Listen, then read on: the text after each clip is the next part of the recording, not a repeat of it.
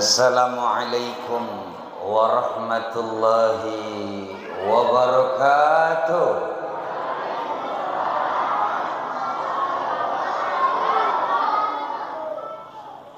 Alhamdulillah,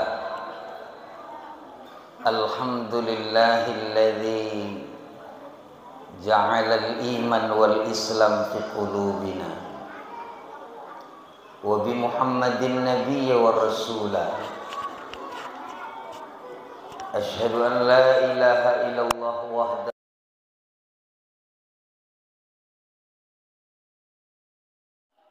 wa ashabihi wa man tabi'ahum ila yaumil qiyamah.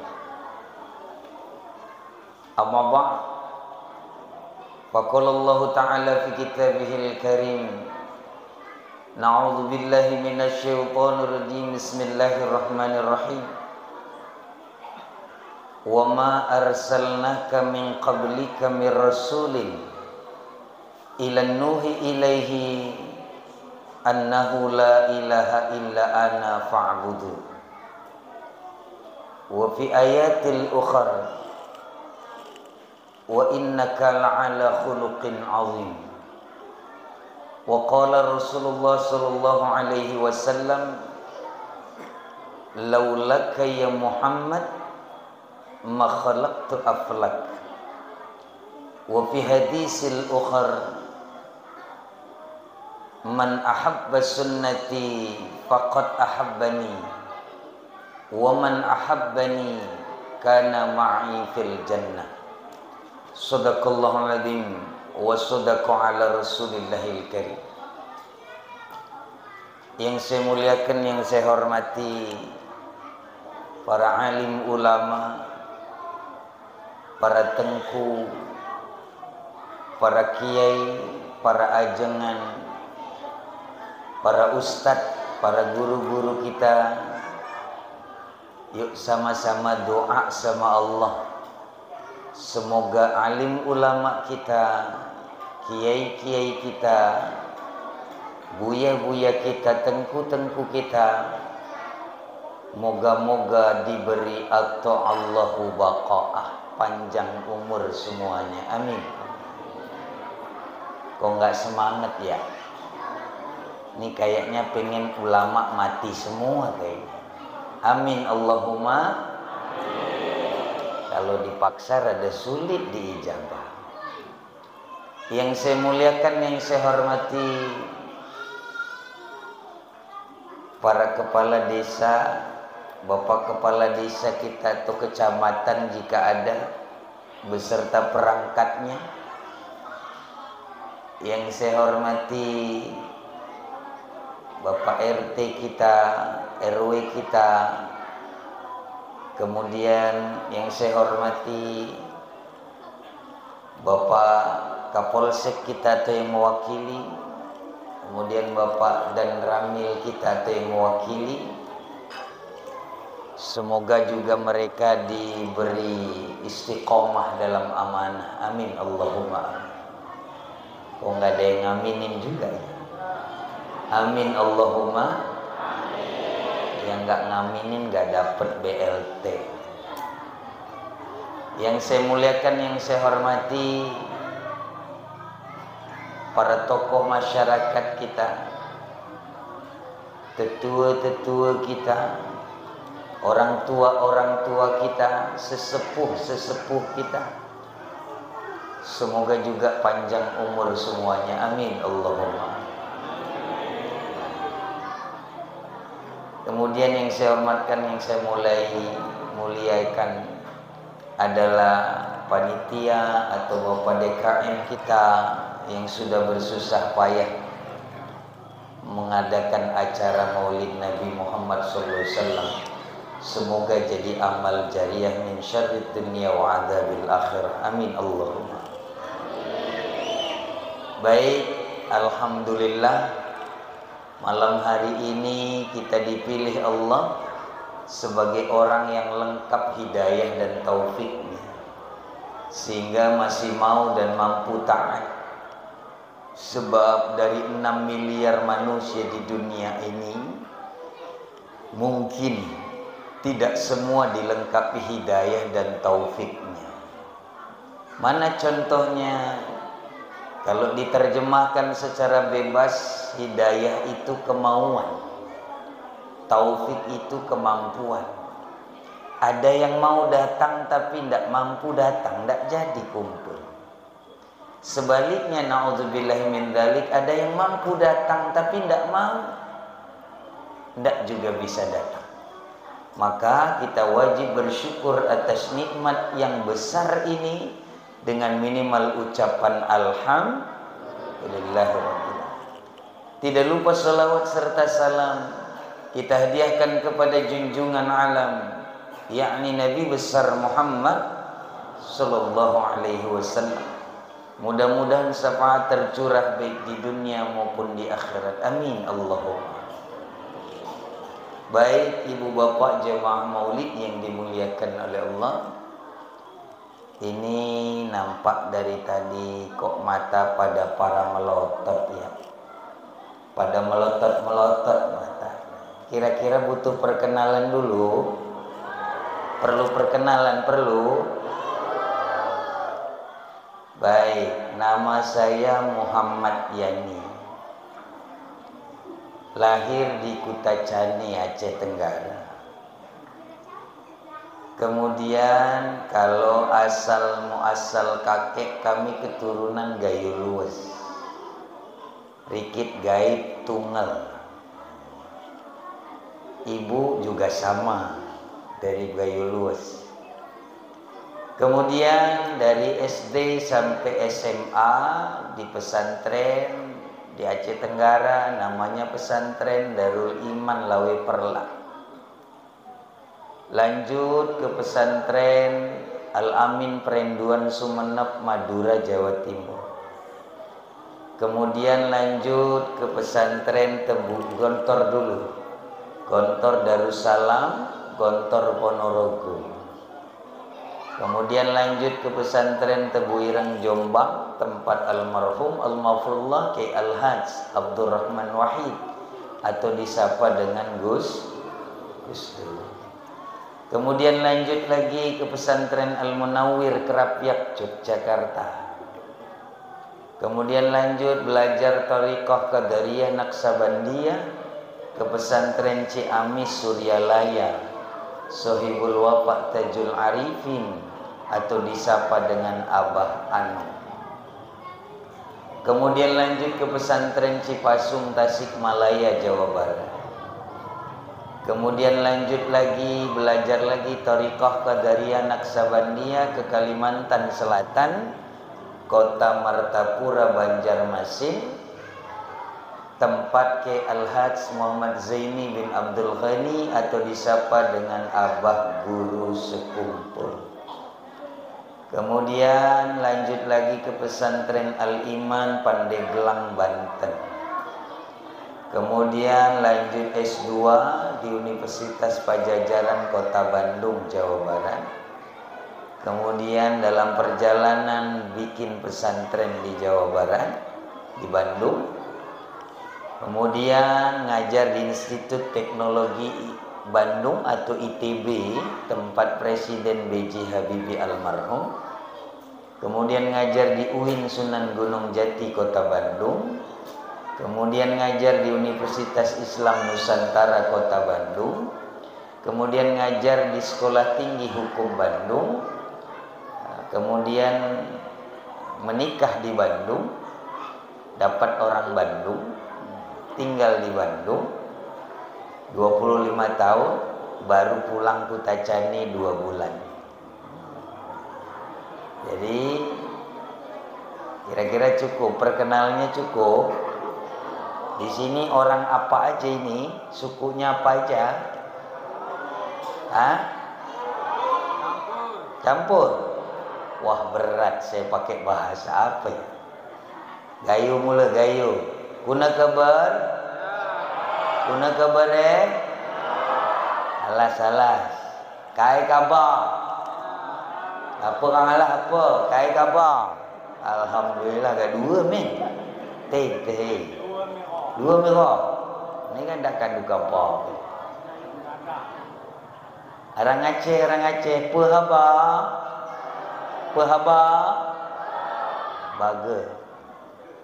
Jawa, pripun kabare? Piye kabare piye? Sing halus apa sing kasar? Asline ndi akeh iki? Jawane ndi? Hah? Jawa Timuran apa Jawa Tengah? Hah? Jawa Tengah, Jawa Timur. Wis ilang kabeh ta iki. Pripun kabare? Sing kasar, Cok. Piye kabare? Sing rodok ngapak. Sing rodok ngapak lakai bapak aja kelalen di Tegal.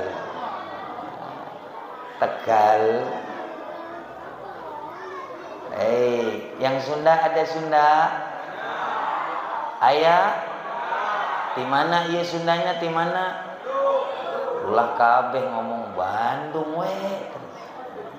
Padahal manehna di mana? Ngakuna Bandung. Di mana, Pak? Di Ciamis tapi ngakuna Bandung. Maha eta. Di mana ieu Bandungna di mana? Majalengka sanes Bandung atuh Pak. Kumaha eta? Majalengka Jawa Barat sanes Bandung. Garut sanes Bandung, Jawa ulah kabeh ngaku Bandung atuh. Aya seueurnya seueur ti Bandung seueur Sunda. Teras ieu bahasa naon abi ceramahna ieu? Bingung pan, harus digilir-gilir bingung nih. Emang saya lelaki giliran. Baik bahasa Indonesia aja ya. Biar adil ya. Bahasa Indonesia biar adil ya. Setuju? Kalau nggak setuju suruh dia yang ceramah di sini. Baik ibu bapak jamaah Maulid Nabi Muhammad SAW, karena kita campur-campur sukunya, mungkin ini semacam miniatur Indonesia, beragam.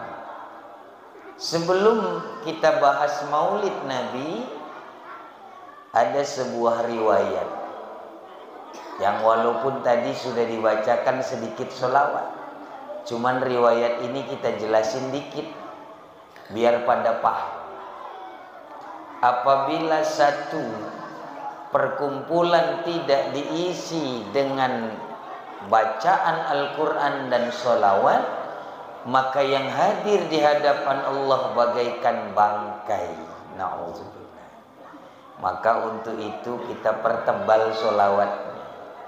Dan sholawat yang kita pakai pun sholawat khas, yaitu sholawat Ahlus Sunnah wal Jamaah yang terkenal di Nangro Aceh Darussalam, yang diberikan oleh Sultan Turki ke Tuan Raja Malikus Saleh, yang kemudian dibalas oleh Tuan Raja Malikus Saleh dengan memberikan rempah-rempah Aceh.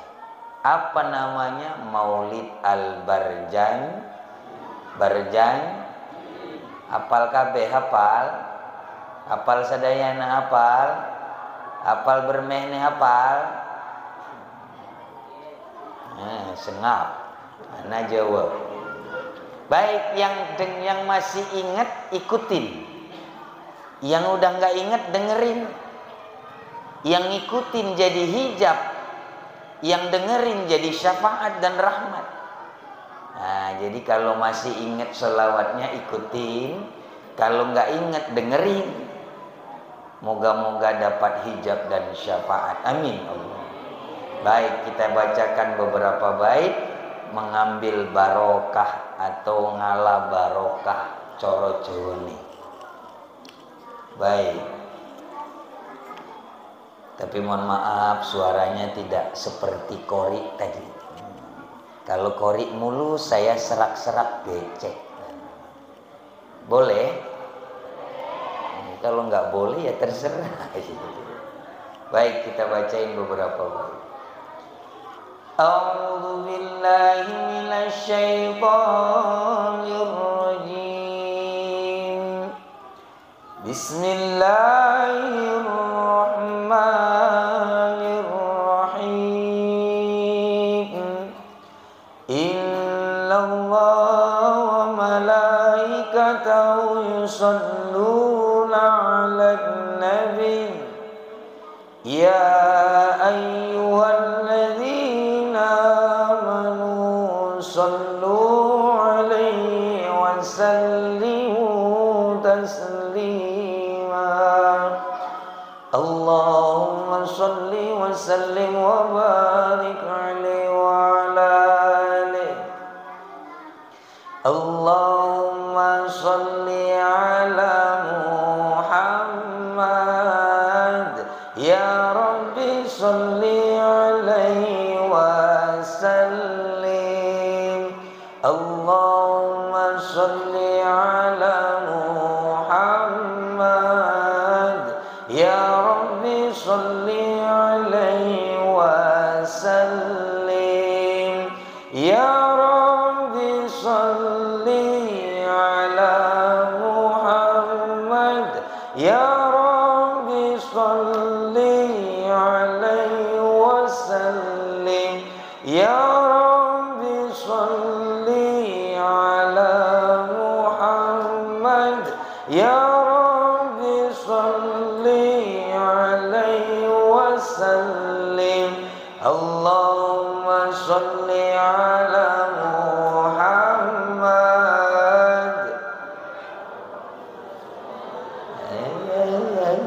Ngomong apa? Allahumma salli 'ala Muhammad.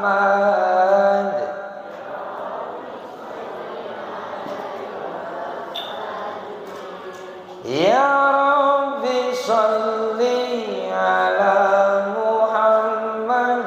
Ya Rabbi salli 'alaihi wa sallim. Ya Rabbi salli 'ala. Ya Rabbi salli. Allahumma salli 'ala Muhammad.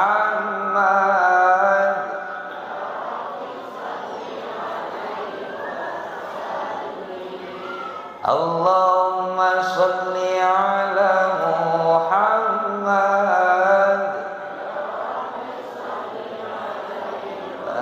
Wasallim. Allahumma salli wa sallim wa barik 'alaihi wa ala alihi. Lumayan, rodok dipaksa jadi ingat. Alhamdulillah. Lagi bait yang selanjutnya, moga-moga juga masih ingat. Amin. Allahumma salli wa sallim wa barik 'alaihi wa ala alihi. Ya Rasulullah, salamun alaik. Allah ya Rafi'a syani wa darji atfatayajin rotal alami. Allah ya uhailal judi wal karami. Ya Rasulullah.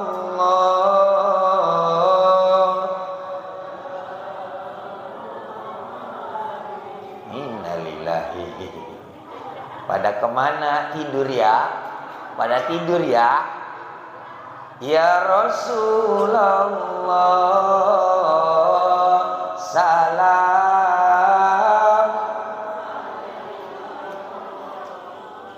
Ya Rafi'a syah al-fatayajin. Allah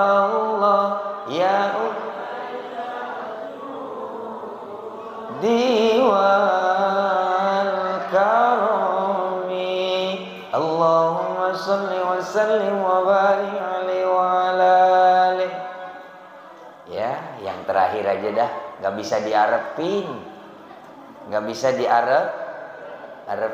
Mau bilang apa? Akhir zaman kali ya, akhir zaman. Udah hilang, nggak, jarang baca maulid, jarang. Masih sering baca berjanji, masih? Hah? Masih ada marhaban di sini, masih? Kalau bayi lahir ada marhaban? Masih? Curiga, saya pengen tes dulu. Coba.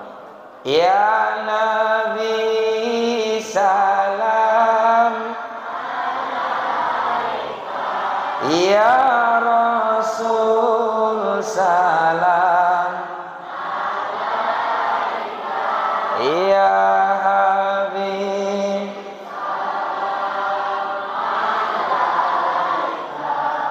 salawat, marhaban marhaban ya Nuh, marhaban marhaban jaddal, marhaban ya Nur, marhaban marhaban marhaban jaddal Husaini, marhaban marhaban. Alhamdulillah, insya Allah masih ada. Cuman ragu di sini bayi yang digoyang apa emak bapaknya yang diayun? Bayinya apa emak bapaknya? Bapaknya, berarti bayi berjenggot. Nah ini baik, karena masih ada yang ingat-ingat, saya ingetin yang baik terakhir ya, kaitannya sama maulid. Ini yang akan kita bahas. Nah, ini inti dari maulid dalam kitab Al-Barzanji.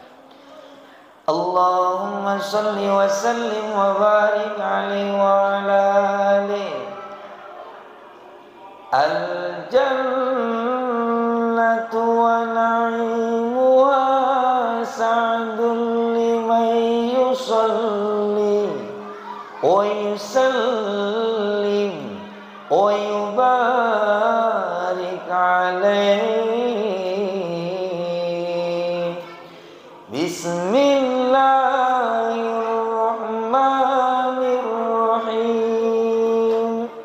Abtadi'ul imla'a bismi dhatil aliyah, mustadirran faidal barakati ala ma ana lahu wa awla, wa usalli bihamdin mawaridu sairatul haniyah, mumtati'an minasyukril jamili mataya, wa usalli wa usallimu ala nuril mawsufi bittaqaddumi wal awwaliyah, al-muntaqili fil ghuraril karimati wal jibal. Wa astamniullah ta'ala ridwana yakhussul itrata ta'iratan nabawiyah, wa ya'ummu sahabata wal atba'a wa mawala, wa astajdi hidayatan lisuluki subulil wadiyatil jaliyah, wa ibazam minal wawayati fi khatati khatai wa khuta, wa ansur min qissatil maulidil nabawi burudal isanal lamqariyah, naziman minan النسب الشريف قدمت على المسامع بحلا وأستعين بعون الله تعالى وقوته القوية فإنه لا حول ولا قوة إلا بالله عطر اللهم قمره الكريم بعرف شديد من صلاة وتسليم اللهم صل وسلم وبارك عليه وعلى آله. Alhamdulillah.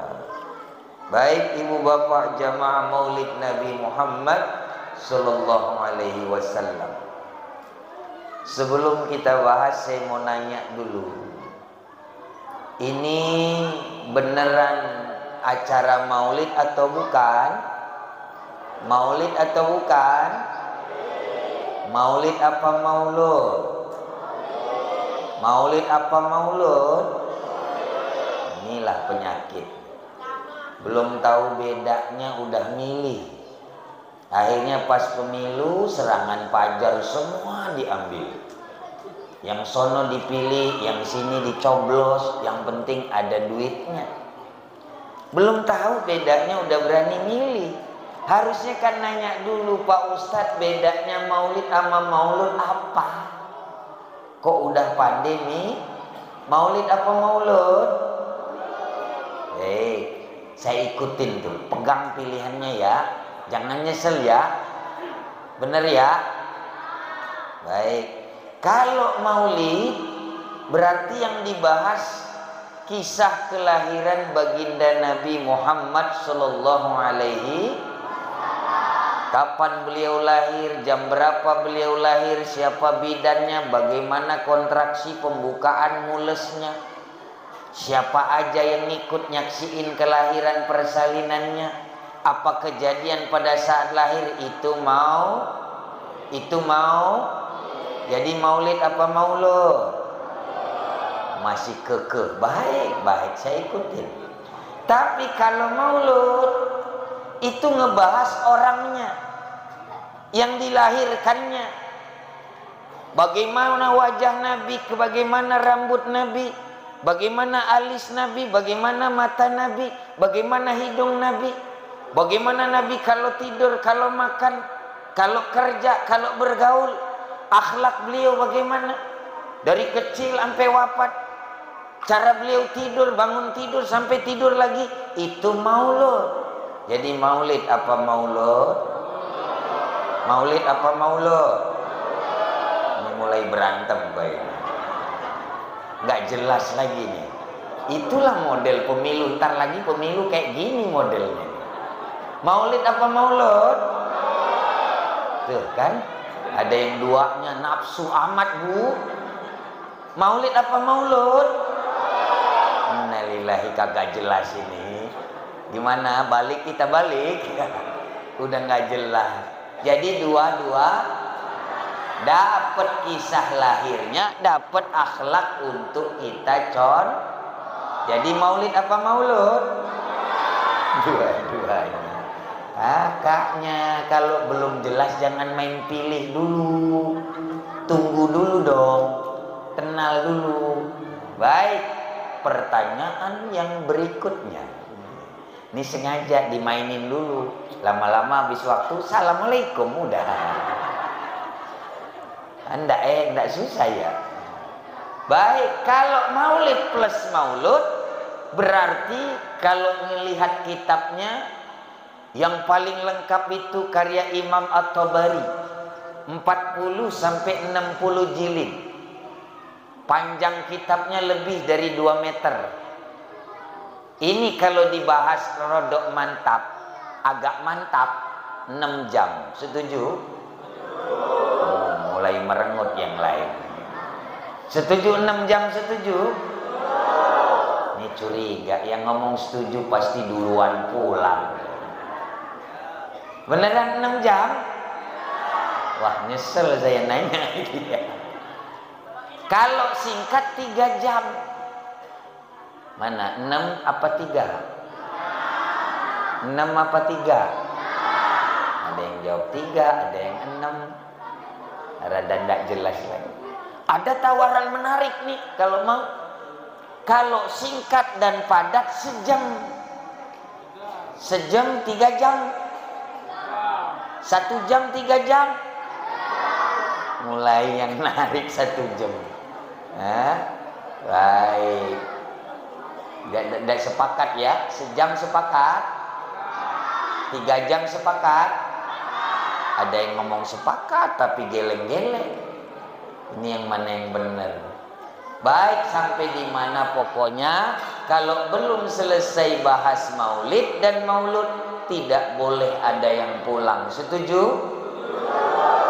Saya curiga, tolong panitia bikin pagar besi.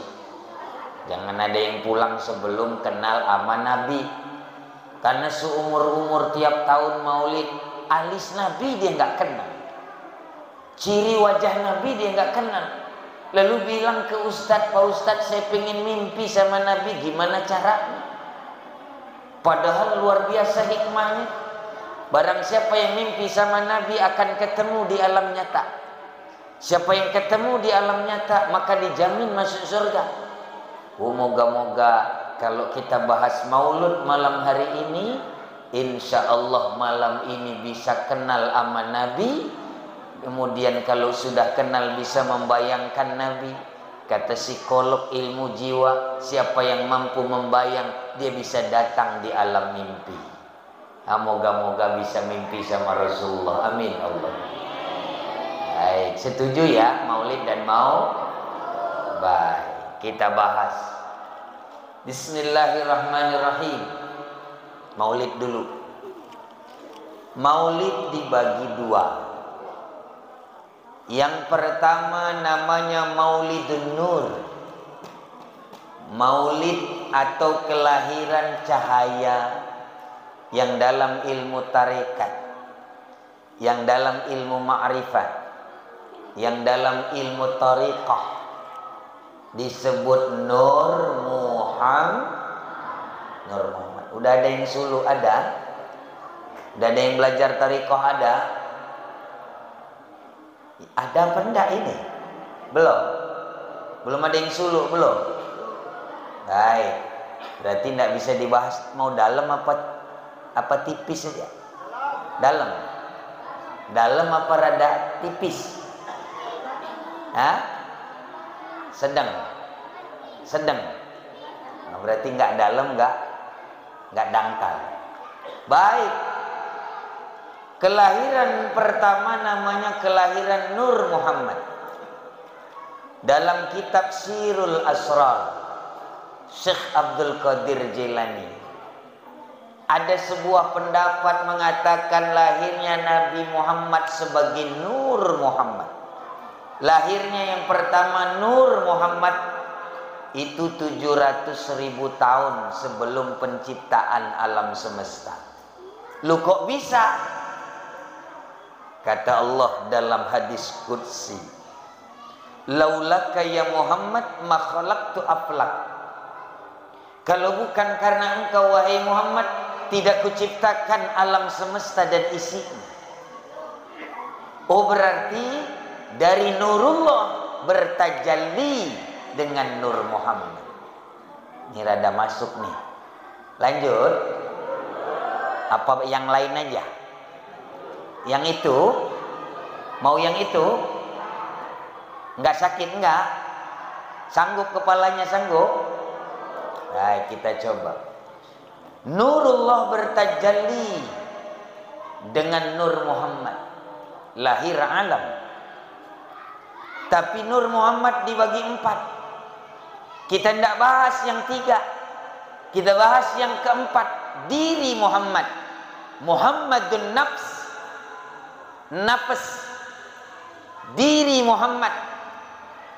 Jadi kalau diurut Nurullah bertajalli dengan Nur Muhammad. Nur Muhammad bertajalli dengan nafs. Diri Muhammad. Jadi yang lahir lebih dulu adalah Nur Muhammad. Dalam kitab Sirul Asrar disebut ada tanazzulat, ta'ayyunat. Dalam proses tajaliyat ada ta'ayyunat yang disebut dengan istilah berwujudan. Kalau bahasa ilmiah mungkin ada dosen di sini. Manifestasi. Dia berubah wujud. Ada yang sesat dalam pemikiran tarekat. Bukan tarekatnya yang sesat, tapi yang ngajinya yang sesat. Ada orang, mohon maaf, tidak tersinggung ya. Jangan tersinggung ya. Tersinggung nggak? Kalau tersinggung nggak jadi nih. Boleh diomongin, boleh? Ada di Jawa namanya kejawen, yang dia sebut kalau sholat cukup eling. Di Sunda ada namanya wiwitan, sang penyembah karuhun, sang hyang karuhun. Kalau di Kejawen manunggaling kaula Gusti. Kalau di Sunda namanya sang hyang karuhun. Ada yang pernah dengar itu ada? Belum pernah?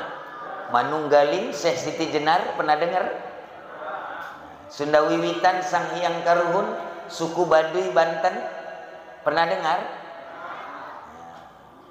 Ini kayaknya udah lama, kayaknya udah berkarat jadi orang Aceh beneran. Jadi nggak ada ingat lagi. Iya benar. Jadi ada yang salah menafsirkan bahwa wihdatil wujud dalam Nurullah dan Nur Muhammad itu sesat. Yang benar itu dalam ilmu tarekat namanya al-hulu. Al-hulu itu mengakui bahwa perwujudan menyatu dengan Allah. Yang satu lagi lebih parah, mengaku terpisah dari Allah. Ini dua-duanya sesat. Bersatu haram, berpisah haram. Tidak ada yang bersatu.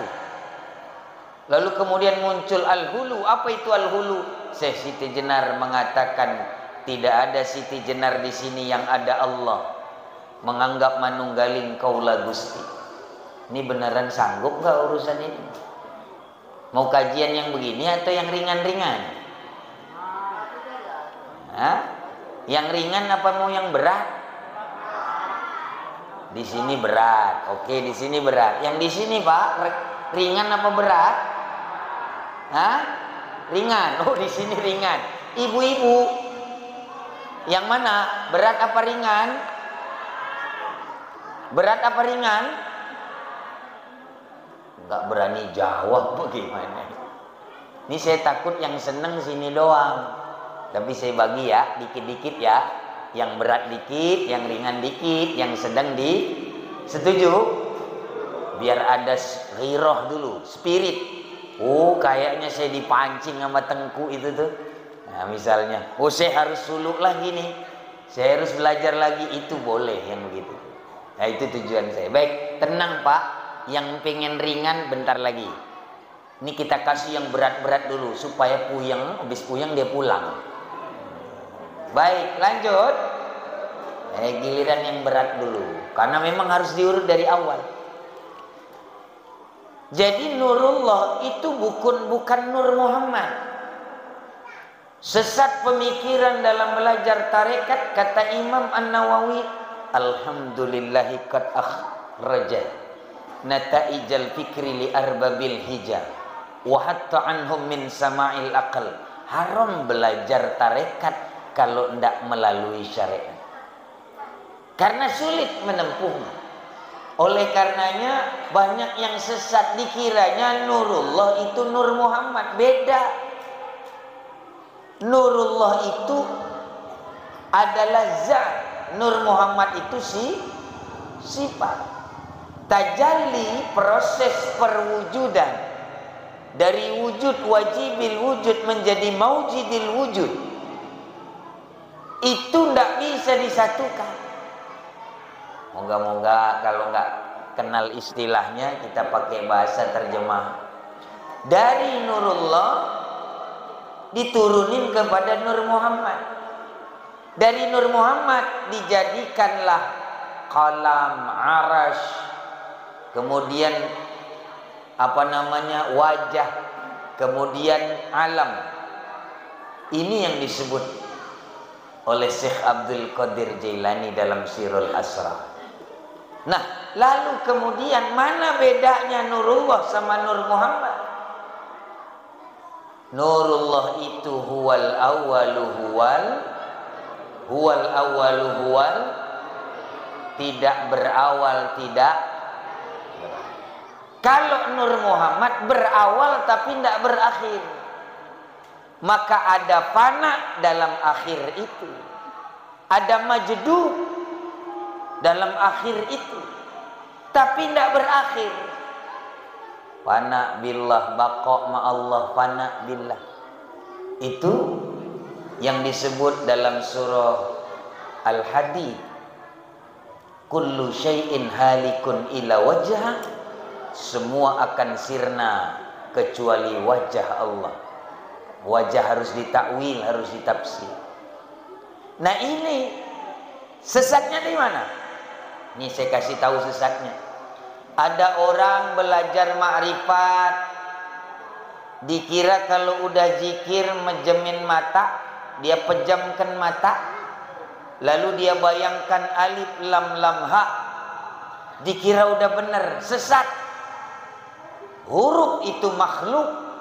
Kalau ada orang sholat kok bayangin alif lam lam ha, sesat. Itu bukan. Apalagi ada orang begitu zikir, dia pejemin mata, dia bilang, bulu roma saya merinding. Berarti Allah adalah bulu roma. Allah adalah bulu. Setiap dia zikir, dia bangkit bulu romanya. Dia pikir itu Allah, dia pikir itu ma'rifat. Ada lagi, karena diterjemahin nur adalah cahaya, dia zikir, dia pejemin mata. Dia pejamin mata, dia lihat cahaya, ini Allah nih, terang banget nih Allah. Taunya temen nyenterin mata. Bayang-bayang dalam ilmu ma'rifat haram. La sautin wala harfin, bukan berarti bayang-bayang. Perusak pertama dalam ilmu ma'rifat.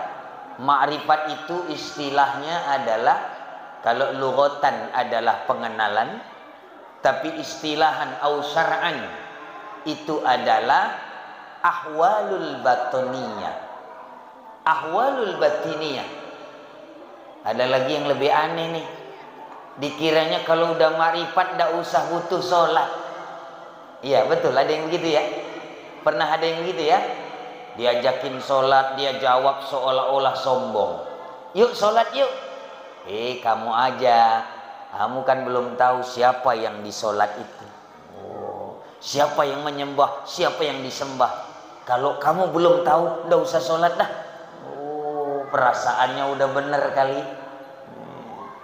Nabi Adam alaihissalam hidup awalnya ma'rifat, ahwalul batiniyah. Ada yang mengatakan secara ilmu syariat, ilmu tafsir, bahwa Allah diusir dari surga. Itu bab syariat itu. Kalau kita masih menafsirkan bahwa Nabi Adam alaihissalam diusir dari surga turun ke bumi, itu masih bab syariat. Hai jamaah maulid, sesungguhnya dalam ilmu ma'rifat Nabi Adam tidak diusir. Nabi Adam tidak pernah diusir. Allah menurunkan Adam dari surga untuk menyempurnakan, karena kadung, bahasa Jawanya nih, kadung terlanjur, sudah diberi jasad. Kalau ruh sudah dibalut jasad, dia harus sempurna dengan syariat. Kalau ruh sudah bergabung dengan jasad, dia harus sempurna dengan syariat. Sebaliknya, kalau jasad sudah dipakai sama ruh, dia tidak boleh sekedar syariat, dia harus menuju ma'rifat. Jadi kalau ada orang ngaji tarekat tapi tidak sholat, kata Syekh Nawawi Al-Bantani dalam kitab Maraqil Ubudiyah, kata Syekh Al-Imam Hujjatul Islam Imam Al-Ghazali dalam kitab Bidayatil Hidayah, orang yang tidak sholat hanya makrifat, sebaliknya orang yang syariat tidak makrifat. Apa jawaban beliau? At-tariqatu bila syariah atilah batilah, wasyari'atu bila tariqah atilah. Orang sholat tapi tidak makrifat kosong, orang makrifat tapi tidak sholat batal. Pilih mana? Pilih mana, Pak? Kosong apa batal? Pilih kosong atau batal? Ada orang ngaji tauhid tinggi tapi tidak sholat, itu batal. Ada orang sholat tapi tidak ngerti yang dia sholatin siapa, bagaimana cara sholat, bagaimana makom 7 dalam makom diri, di mana letak penguncian diri. Dia tidak ngerti itu tapi dia sholat. Kosong. Pilih kosong apa batal? Pilih kosong apa batal? Ini orang sini milih nggak bisa ya? Nggak bisa milih ya? Bagus, nggak usah milih. Tapi ambil duit doang. Lanjut. Lanjut, cukup. Biasanya orang sini maulid sampai jam berapa? Oh, mulai bohong jam 1. Besok saya intip tahun depan bener jam 1 apa enggak. Lanjut. Udahan? Udahan apa lanjut? Jadi kalau ada orang makrifat tapi enggak sholat, batal.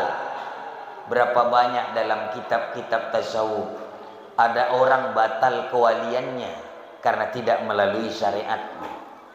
Ada orang tiap Jumat dia bilang saya sholat di Masjidil Haram. Makrifat itu. Makrifat itu. Tapi dia tidak balut dengan syariat. Batal. Dalam bab ikhlas, ada orang ditolak Allah setelah menembus langit ke-7. Ada orang zikir ikhlas ditolak Allah dalam riwayat Tirmizi di langit ke-7. Oh, malaikat sibuk bawa zikirnya orang yang udah makrifat tadi.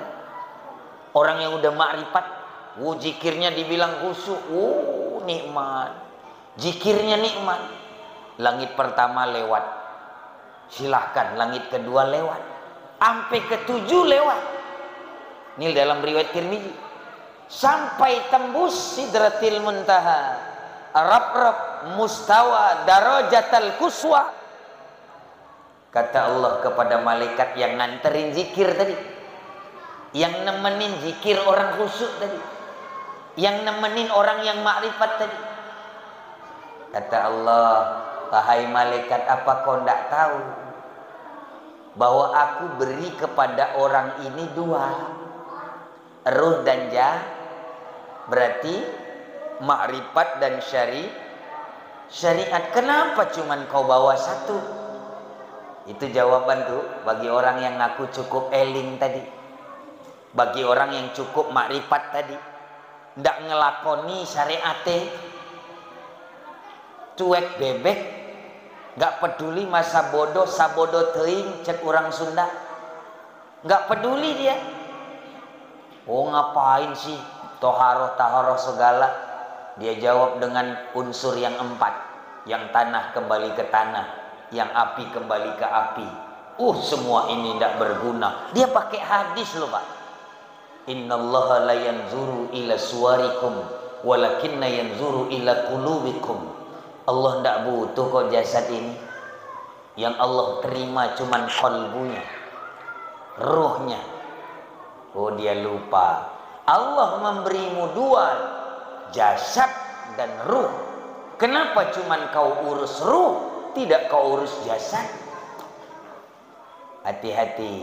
Orang aja, Pak, Kalau ada orang nitip barang 2 sama kita, lalu kita balikin 1, kira-kira diterima nggak?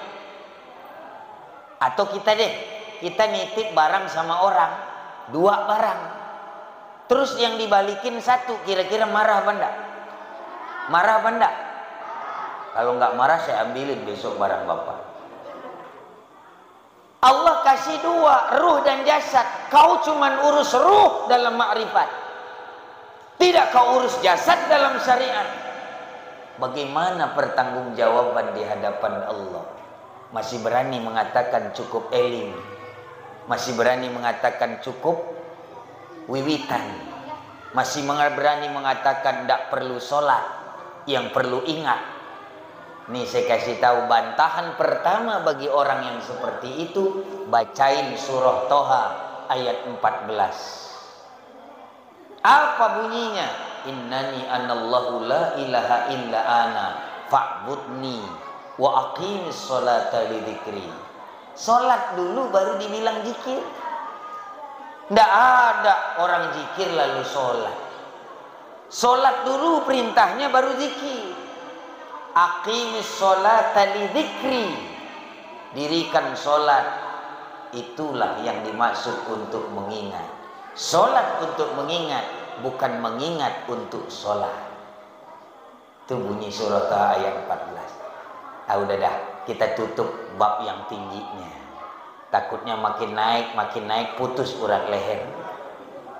Kita kebawain lagi ya, boleh ya? Boleh ya? Nanti kalau nggak gitu nggak selesai-selesai. Baik, kemudian Nur Muhammad tadi bertajalli ke Nur Muhammad yang keempat, namanya diri Muhammad, nafs. Di sini yang perlu dilingkari bahwa awal maksud ma'rifatun nafs, awal masuk pengenalan diri, man arafa nafsah, adalah melalui Nur Muhammad yang keempat, namanya nafs. Nafs ini Nur Muhammad yang keempat. Dan nafs itu ada 7, lain waktu. Waktu. Kali-kali datang ke Bandung nanti mau nggak Pak? Ongkos sendiri tapi. Makom yang 7 itu nafs, itu Nur Muhammad yang keempat. Itu kita tidak lanjut ke situ, kita mau lanjut ke maulid. Diri Muhammad barulah disebut dengan diri, yaitu lahir di 12 Rabiul Awal itu. Ketika disempurnakan nur, dititipkan di rahim Hawa, terus menjadi ahlul fatrah. Secara sanad dan nasab itu terjaga kesuciannya, sampai-sampai Abu Ja'far Al-Barjanji, pengarang kitab Maulid Barjanji ini menyebutkan, Muhammadun bashar laisa kal bashari. Muhammad itu manusia biasa, tapi tidak seperti manusia biasa. Mana contohnya? Banyak. Nabi Muhammad tidur, kita tidur nggak Pak? Mau sekarang? Nanti ya. Nabi Muhammad tidur, kita tidur. Nabi Muhammad makan, kita makan. Ini namanya bashar, masih bashar. Tapi selanjutnya laisa kal bashari. Nabi Muhammad keringat, kita keluar keringat. Nabi Muhammad memang betul keringat, kita juga keringetan, tapi keringat Nabi bagaikan minyak wangi kasturi. Itu keringat Nabi. Keringat Bapak bagaimana? Rasain sendiri ya, biar nggak ada yang bau-bauan ya. Nabi Muhammad meludah, kita meludah. Ludah Nabi Muhammad jadi obat. Lalu ludah Bapak, jigong semua. Itu ketika Abu Bakar Siddiq radhiyallahu an masuk Gua Sur bareng Nabi, ketika mau hijrah dikejar Abu Jahal dan pengikutnya pakai pedang. Masuk Gua Sur, sembunyi, ditutupi sama laba-laba. Oh, populer, masyhur kisah itu. Sampai di sana digigit kalajengking. Tangannya dan kakinya Abu Bakar Siddiq radhiyallahu an. Ini bukti mukjizat bahwa bashar laisa kal bashari. Manusia memang, tapi tidak seperti manusia biasa. Ditahanin sampai bengkak. Lama-lama nggak kuat netes air mata karena nahan sakit. Bayangin, itu kalajengking Arab. Kalajengking pasti besar. Beda sama kalajengking penarun ini. Penarun ya? Apa? Arul pinang. Beda sama sini. Mungkin kalajengking sini kecil-kecil. Tapi di Arab besar. Digigit. Kata bahasa alasnya nget-ngeten. Luar biasa sakit. Keluar air mata. Rasul lagi tidur di paha Abu Bakar. Tertetes tuh air mata kena Nabi. Barulah terbangun Nabi. Ada apa hai Abu Bakar? Takutkah kau dikejar oleh Abu Jahal dan pengikutnya? Tidak ya Rasulullah. Lalu sedihkah kau meninggalkan Makkah dan hartamu yang tertinggal? Tidak ya Rasulullah. Terus ngapain nangis? Ini ya Rasulullah. Tadi begitu kita masuk, ada kalajengking gigit tangan saya sama kaki. Kenapa nggak bilang dari tadi? Kalau bilang dari tadi kan saya obatin. Saya nggak enak bangunin Nabi lagi tidur. Apa selanjutnya? Nabi keluarkan air liur beliau. Nabi meludah ke tempat yang digigit kalajengking. Seketika spontan sembuh. Ini bashar laisa kal bashari. Karena yang ngeludahin kalau sempat orang arul pinang yang ngeludahin, kira-kira ini sembuh apa makin borok? Sembuh apa makin uletan? Gimana kira-kira? Sembuh? Pingsan tuh saking baunya kali ya pingsan. Lanjut. Lanjut. Belum ngantuk belum? Baik, Ransi semangat. Setelah itu diri Muhammad tadi dibawa. Yang Nur Muhammad yang keempat bertajalli dengan diri dibawa oleh Hawa, diteteskan terus dalam nasabiyah sampai bercahaya dengan, kalau tadi cahayanya cuma di alam rahim, dari Hawa sampai sebelum Aminah binti Wahab atau Fatimah deh, sampai Fatimah istri Abdul Muttalib, neneknya Nabi bukan kakek. Di neneknya Nabi, di kakek Nabi dan nenek Nabi itu sudah tak tertahan cahaya. Tampak jelas. Wajar Abdul Muttalib dijuluki tokoh Quraisy, dijulukin sebagai rajanya di Quraisy, karena cahaya yang dibawa sudah bukan hanya bersinar di alam rahim, tapi sudah mulai bersinar di wajah-wajah mereka. Ini bentar lagi masuk maulid jasad. Kemudian makin bercahaya lagi. Dititipkanlah ruh tadi, nur tadi. Nur diri, bukan lagi Nur Muhammad, nur diri. Nur nafs, nurun nafs. Kemudian dititip di rahim Fatimah istri Abdul Muttalib. Lanjut dititip lagi di rahim Aminah. Tapi ada kejadian menarik nih. Boleh?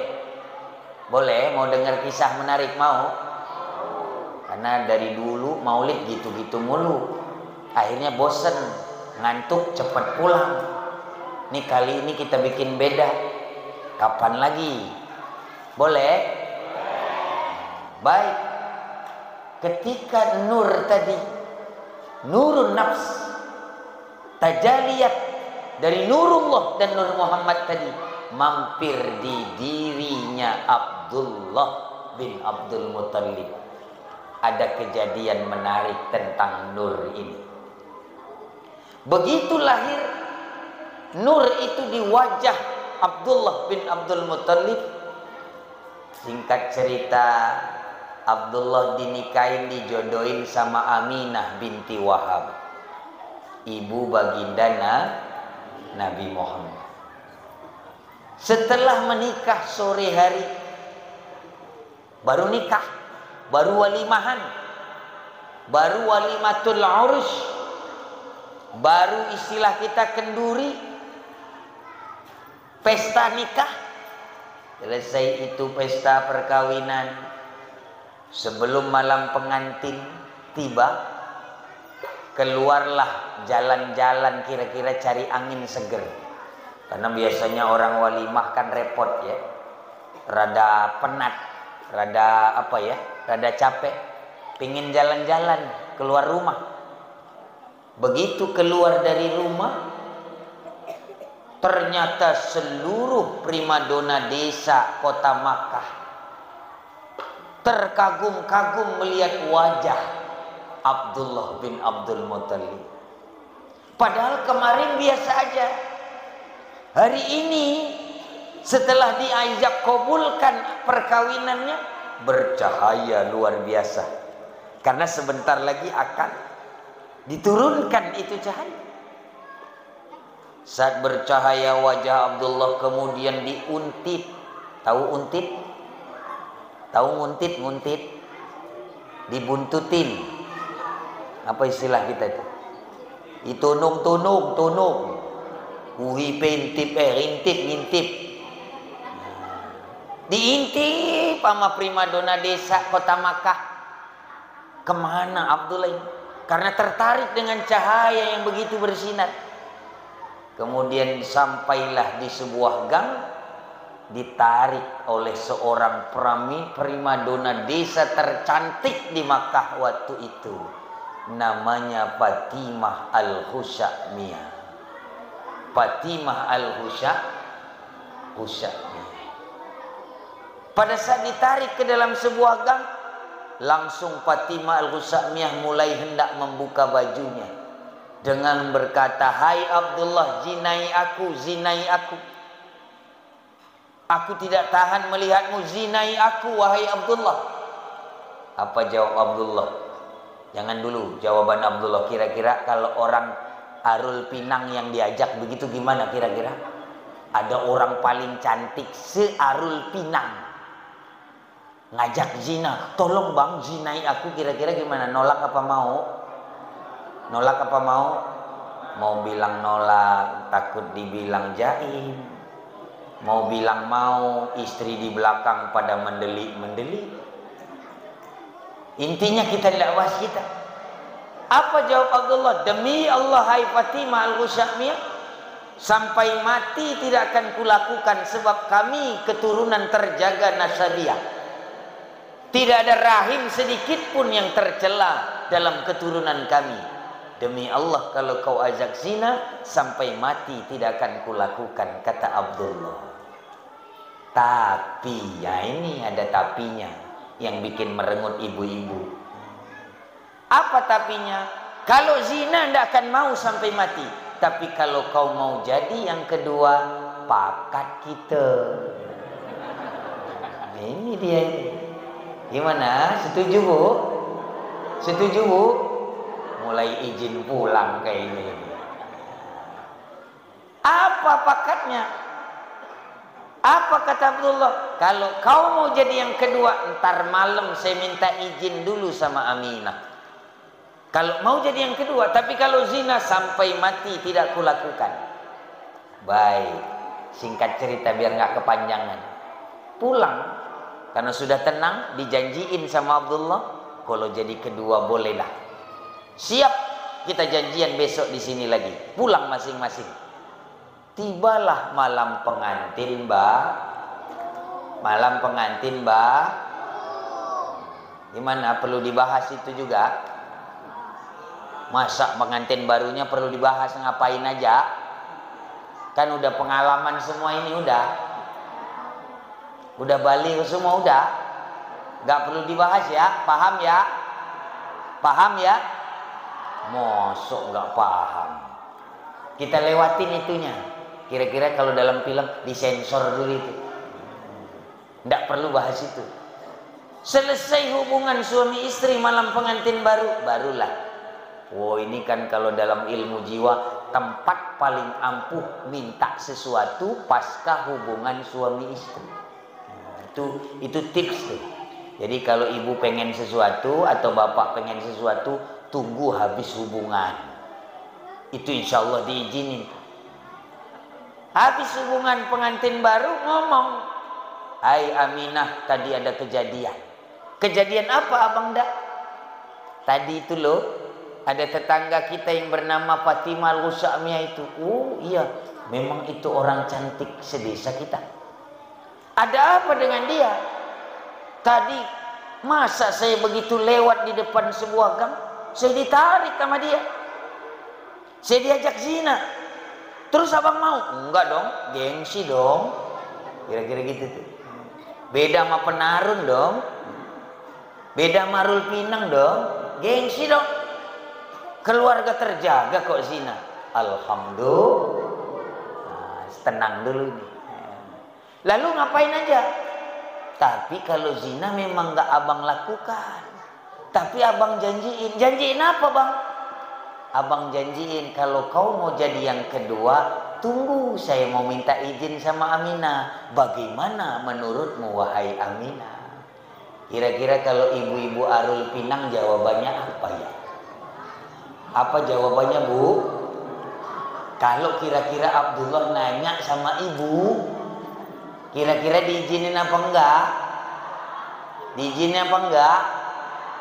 Ada yang ngizinin tapi ada ujungnya. Langkain dulu mayat saya. Beda sama Aminah. Aminah bilang terserah abang. Jikalau mampu dan mau silahkan. Harusnya gitu bu. Boleh? Mau begitu bu? Mau? Kalau bapak nanti minta izin pakai jawaban Aminah mau? Silahkan kalau abang mau dan mampu. Mau? Tetap nggak bisa pak. Udah saya tawar ini. Udah saya tawar itu loh. Nggak bisa tetap. Tapi Aminah silahkan bang kalau abang mau. Karena mendapat izin yang luar biasa. Kira-kira kalau bapak dapat izin begitu gimana? Semangat apa enggak? Jujur pak, nggak usah lihat ke belakang, nggak usah. Bapak kalau dapat izin poligami kira-kira senang apa enggak? Nah, yang senang dilihatin itu laki gua bukan ya? Itu laki siapa ya? Habis ini berantem di rumah kayaknya. Lanjut. Lanjut apa cukup? Wah hebat ini. Udah ngantuk enggak? Lanjut. Baik. Kemudian singkat cerita, karena mendapat izin semangat dong. Berangkat ke tempat perjanjian dengan Fatimah Al-Husamiyah. Sampai di tempat, Al-Fatimah Al-Husamiyah memandangi wajah Abdullah tanpa ada ketertarikan sama sekali. Sampai-sampai Abdullah mengatakan, ada apa wahai Fatimah? Kemarin kau menggebu-gebu sampai kau tarik aku, sampai kau tidak sadar kalau kau ingin berzina dengan. Tapi hari ini kenapa kok sedikit lesu? Apa jawab Fatimah Al-Husamiyah? Ini poin, ini inti maksud kisah ini. Kemarin wahai Abdullah, kulihat wajahmu bak purnama, tiada banding siapapun di sini, sehingga aku lupa diri dan menarikmu ingin berzina denganmu. Tapi hari ini mohon maaf wahai Abdullah, tak ada sedikit pun lagi cahaya itu. Tidak ada ketertarikan. Saya tidak mau jadi poligami. Saya tidak jadi pengen dipoligami olehmu. Karena saya tidak melihat lagi cahaya yang kemarin bersinar di wajahmu. Kira-kira kalau bahasa kasarnya, kalau model kau yang sekarang wahai Abdullah, nggak usah jauh-jauh, di Arul Pinang banyak. Kira-kira begitu. Tidak semangat lagi. Kenapa? Ini hikmahnya. Karena tadi malam nur tajalliyat dalam diri Muhammad sudah pindah ke rahim Mu'alaf kayaknya dia. Siapa ibu Nabi? Siapa ibu Nabi? Nur yang bertajalliyat tadi sudah pindah tadi malam pengantin baru ke rahim. Amin. Amin. Itu dia. Baik, selesai sudah bab Maulidul Nur. Kita mau bahas Maulidul Jasad. Mau lanjut apa cukup? Lanjut. Wah, semangat, saya tidak dikasih tahu kalau begini tuh. Lanjut. Baik. Sampai di mana tadi? Dah hilang. Ini penyakit nih. Lanjut. Sampai habis suara ustadznya. Lanjut. Ketika ditanya, udah sampai mana? Teuing. Duka. Tengarti. Nggak ngerti, nggak tahu. Itu tuh. Lanjut, benar lanjut. Baik, sekarang Maulidul Jasad. Singkat cerita dari tadi, Maulidun Nur terjadilah perkembangbiakan atau mengembangnya proses janin dalam rahim Amin. Kita langsung ke mau lahirnya. Pada saat hamil tuanya, sebelum mengalami kontraksi istilah kebidanan, sebelum mengalami pembukaan istilah melahirkan, diutuslah 2 orang malaikat untuk membisikkan 2 perkara ke telinga Aminah binti Wahab. Apa yang 2 perkara itu?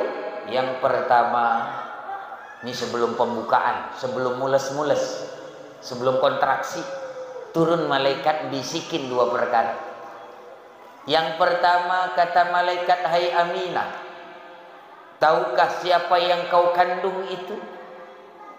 Tahukah engkau siapa yang ada dalam rahimmu itu? Tentu saja Aminah menjawab, tidak tahu wahai malaikat. Siapa sebenarnya yang ku kandung? Kata malaikat, yang kau kandung adalah Sayyidur Ruh, Abur Ruh, Sayyidul Bashar, Sayyidul Anbiya wal Mursalin, Sayyidul Ummah, Rahmatan lil Alamin. Wahai Aminah, yang kau kandung itu adalah pemimpin umat, kekasih Allah, penghulu segala nabi dan rasul.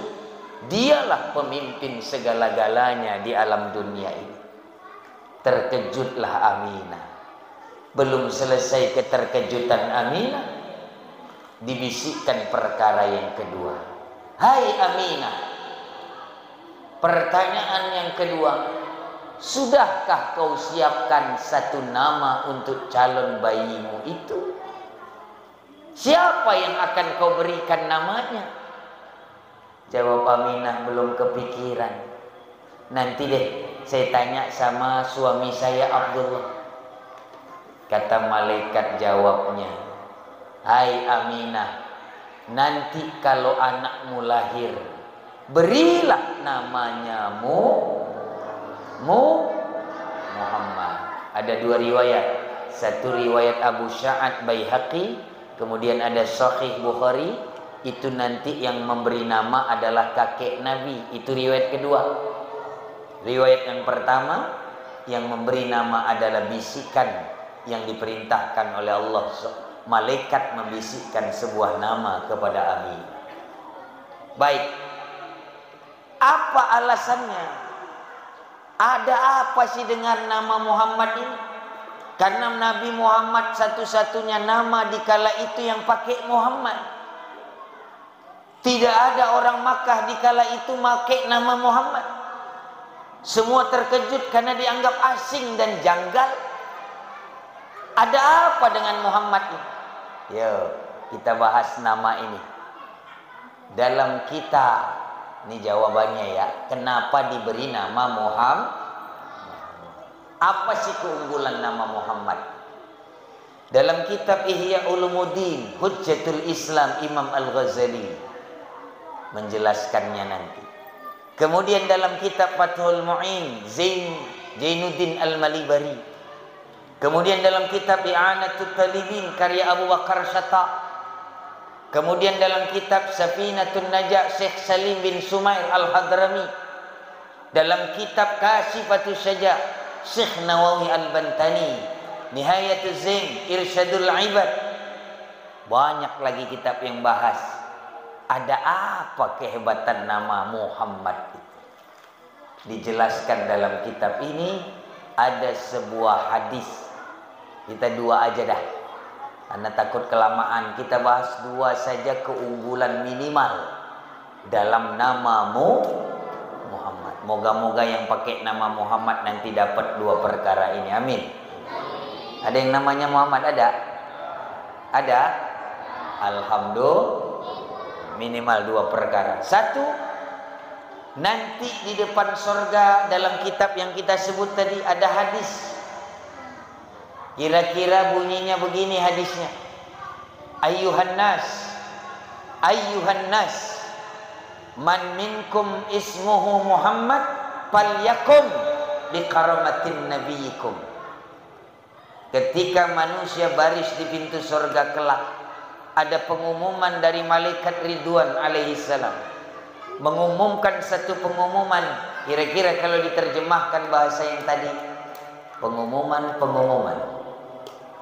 bagi antum-antum yang sudah baris di depan pintu surga ini, barang siapa yang ada namanya Muhammad, falyakum, silahkan berdiri dan masuklah surga lebih dulu ketimbang nama-nama yang lain. Alhamdulillah. Ada yang pakai nama Muhammad? Ada. Selamat. Alhamdulillah. Terus gimana yang nggak pakai nama Muhammad, Ustaz? Rasyukan. Rasain lu. Terima nasib masuk surga paling terang. Bukan saya yang bilang, Nabi. Mana dalilnya? Dalam kitab yang kita sebut tadi. Kira-kira gimana nih? Besok ke Disduk Capil semua kah ini? Ubah KTP ini, kalau mau masuk surga paling dulu, atau mau paling terakhir di pojok. Gimana? Mau ngubah nama mau? Berat Mau masuk surga mau? Oh, mau pasti. Tapi mau ngubah nama mau? Ada ijtihad ulama, tenang. Bagi yang enggak namanya pakai Muhammad ada ijtihad ulama. Ini beneran lanjut ini? Udah ngantuk belum? Ini belum setengah jalan, baru judul. Pokoknya sampai jam 6 ini. Setuju? Enak aja pingsan gua. Lanjut. Itu hadis pertama. Bagi yang tidak punya nama Muhammad ada ijtihad ulama. Sejak mengerti hadis ini, i'tiqad dalam qalbi. I'tiqad dalam kalbu, ya Allah, sejak ku tahu hadis ini, saya tambahkan nama saya pakai Muhammad di depannya. Sekalipun tanpa mengubah KTP, KK, akte kelahiran. Nggak usah demo ke Disduk Capil besok, nggak usah. Masih diterima Allah dalam bab i'tiqad kalbi. Kira-kira mau mengiktikadkan namanya pakai Muhammad di depan? Mau? Alhamdulillah. Moga-moga semua masuk surga lebih dulu ketimbang yang lain. Amin. Beneran mau? Nambahin nama mau? I'tikad saja, i'tikad. Nanti malam sebelum tidur ya Allah, nama saya terlalu jelek. Misalnya apa? Nama saya Wayang Golek misalnya. Sejak tahu hadis ini, tambahkan nama itu Muhammad Wayang Golek. Selamat. Terserah nama apa saja, yang penting tambahin nama Muhammad. Jangan sampai namanya kebangetan, namanya Fir'aun, ditambahin Muhammad Fir'aun. Udah masuk kayak gini, bertentangan banget. Itu hadis pertama. Kalau mau lakukan, kalau enggak rasakan. Terima nasib terakhir masuk surga ketimbang nama yang pakai Muhammad. Hadis yang pertama. Hadis yang kedua, bunyinya barang siapa yang menuliskan, biar nggak lama terjemahin langsung. Barang siapa yang menuliskan nama Muhammad entah di kertas, entah di KTP, di akte, di rapot, di dinding, di tembok, di mana saja. Kata Syekh Salim bin Sumair Al-Hadrami dan kata Syekh Nawawi Al-Bantani, maka selama nama itu tidak terhapus dari tulisan itu, maka selama itu namanya memberkahi hidupnya, memberkahi syafaat baginya dan rahmat baginya. Alhamdulillah, luar biasa itu nama. Ini jadi hikmah maulid kita tahun ini. Ayo, kalau ada yang lagi hamil ada yang lagi hamil ada. Kalau ada siapin nama, kalau cowok pas di USG pakai Muhammad ya. Pakai Muhammad ya. Jangan M doang, M banyak artinya, bisa Muhammad, bisa Michael. Jangan M. Muhammad. Ini lagi ada Mo.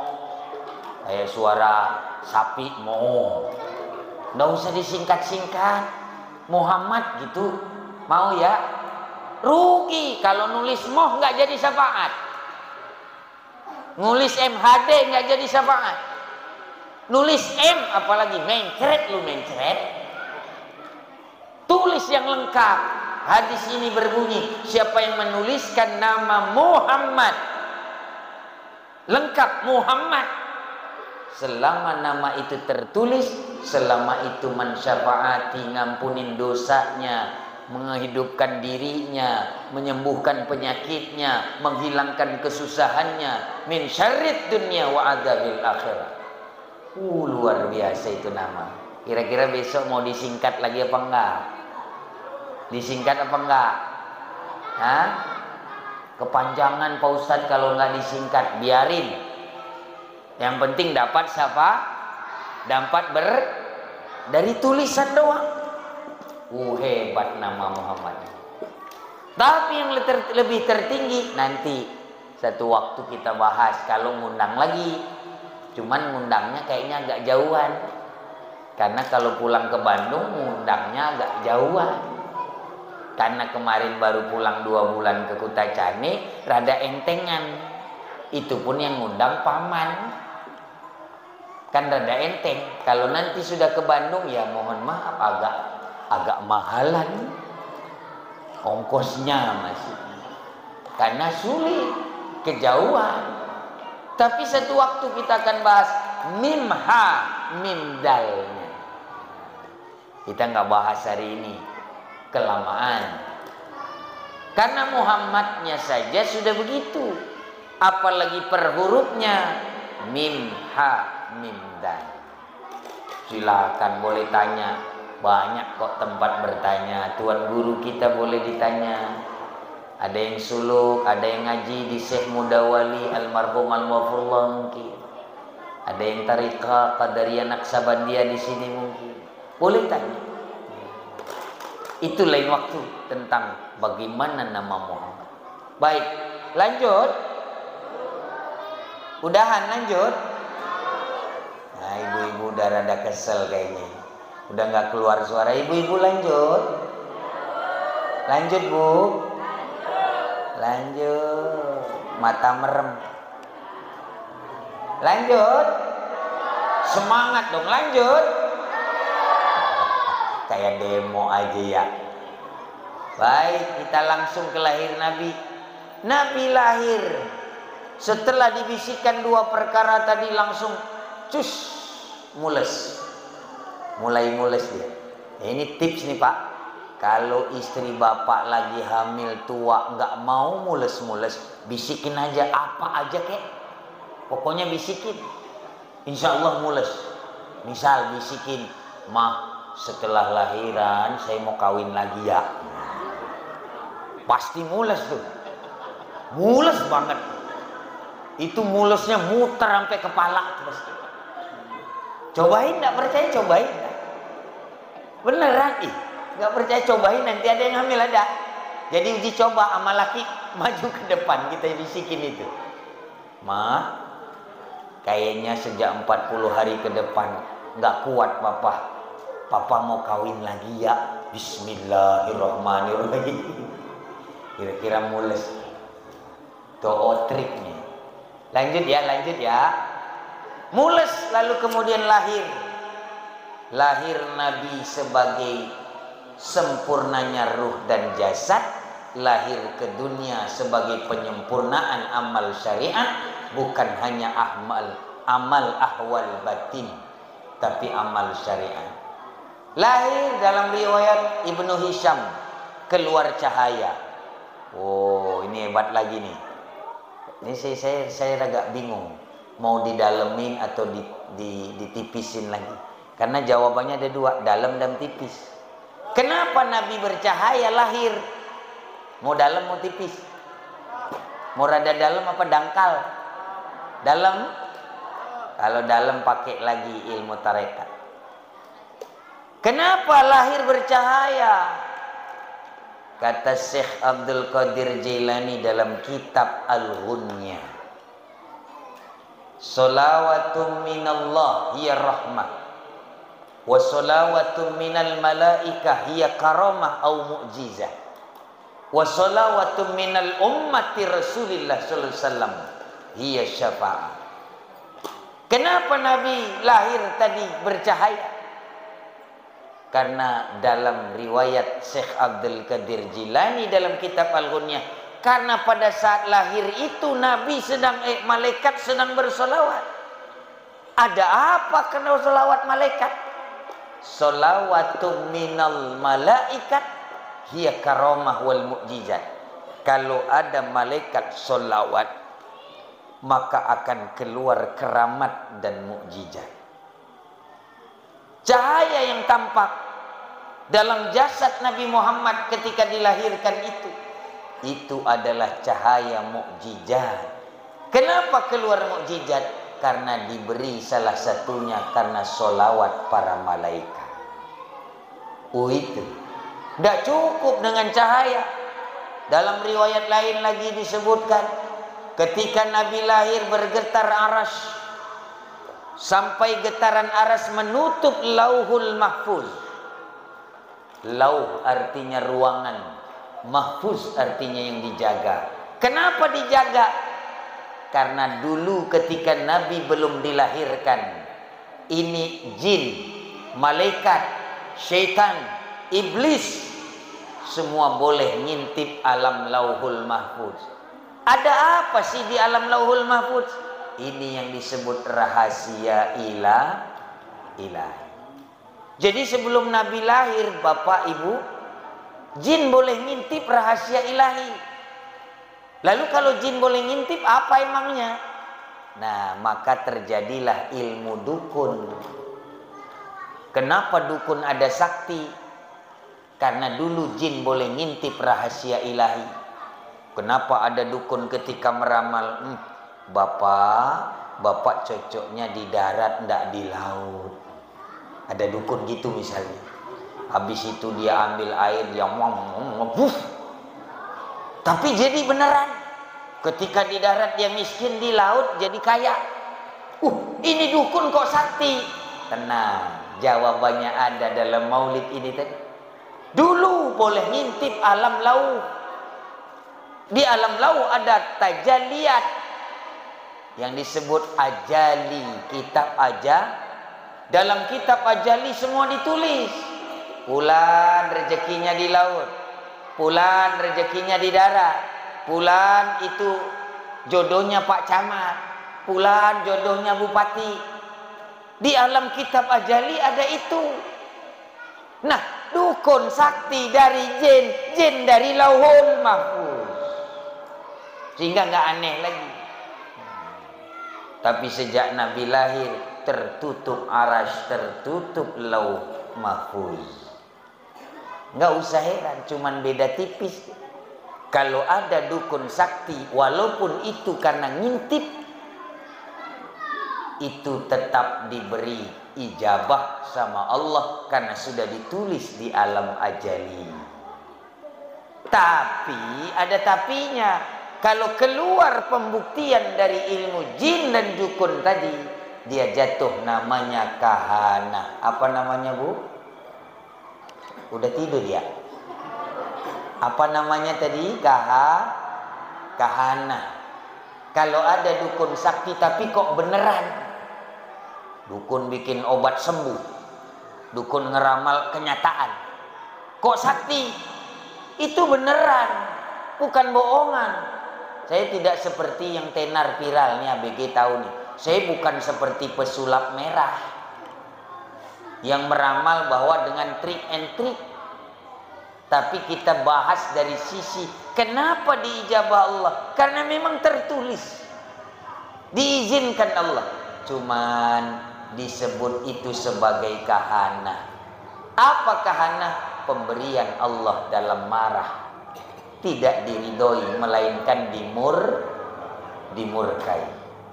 Tapi kalau keluar ilmunya dari orang waliullah, ulama Allah, orang yang alim alamah, fadilah, maka dia bukan kahana tapi karom. Sama terbukti diizinkan, dan plus kalau keluar karomah itu karena ridho Allah ridhoi. Bedanya tipis. Nah itu alasannya ketika lahir bercahaya, bergetar aras, sampai-sampai dalam riwayat Abu Sa'ad dan Baihaqi, negeri Syam pun kena cahaya itu, negeri Romawi kena getaran itu.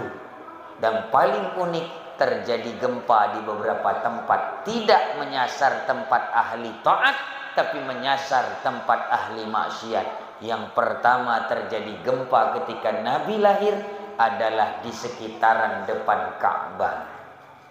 Bergetar semua di depan Ka'bah. Kenapa? Karena ahli maksiat. Kok ahli maksiat? Karena sudah banyak sejak zaman jahiliyah disusun Lata, Uzza, berhala-berhala. Hancur lebur itu berhala sejak Nabi lahir secara jasadiah. Kemudian padam juga api Majusi. Majusi menyembah api. Ini jangan diulang ya, menyembah api ya. Di sini ada yang ulang tahun, ada. Orang Arul Pinang ada nggak yang ulang tahun pakai bacain lilin? Ada? Ada. Potong kue ada. Happy birthday ada. Kayak bule aja. Kalau ada tiup lilin, ada tiup lilin? Ada? Itu murtad. Make a wish di depan lilin, memberi pengharapan di depan lilin, lalu meniup lilin, itu murtad karena menyembah api. Kata Rasulullah SAW, man tasabbaha qaum fahuwa minhu. Siapa orang yang menyerupai satu kaum, dia bagian dari kaum itu. Kalau kita berdoa di depan lilin lalu ditiup lilinnya baru makan kuenya, itu murtad dalam syirkul asbab. 6 tingkatan syirik, salah satunya syirkul asbab. Salah satu contohnya membuat pengharapan di depan lilin, itu sama dengan Majusi ketika menyembah api keabadian. Jangan diulang ya. Kalau mau ulang tahun sunnah, bagus. Nabi juga ulang tahun, Nabi pakai puasa, kita pakai makan-makan. Beda tipis ya. Bedanya tipis ya. Iya, tebel amat tuh bedanya. Nabi puasa, kita makan, tipis ya. Tipis. Enak aja tipis. Berbalik 180 derajat. Potong kue, tiup lilin boleh. Yang tidak boleh pakai doa depan lilin. Apalagi nyanyiannya tidak ada cerminan Islamnya. Happy birthday. Udah mulai takut tuh yang ngaku. Takut dibilang murtad ya. Happy birthday. Aman, selamat, alhamdulillah. Lanjut. Ini satu-satu pada keluar ya. Ini curiga bakalan kosong nih masjid. Lanjut. Beneran lanjut? Nah, baik. Kita lanjut agak dipercepat. Selesai itu singkat cerita ada lagi mukjizat lain. Nabi lahir sudah dikhitan. Sudah ada sholawat yang dari dulu udah diapelin. Ini mudah-mudahan di sini apal, tapi saya curiga kagak apal. Boleh dites boleh? Boleh. Lam yahtalim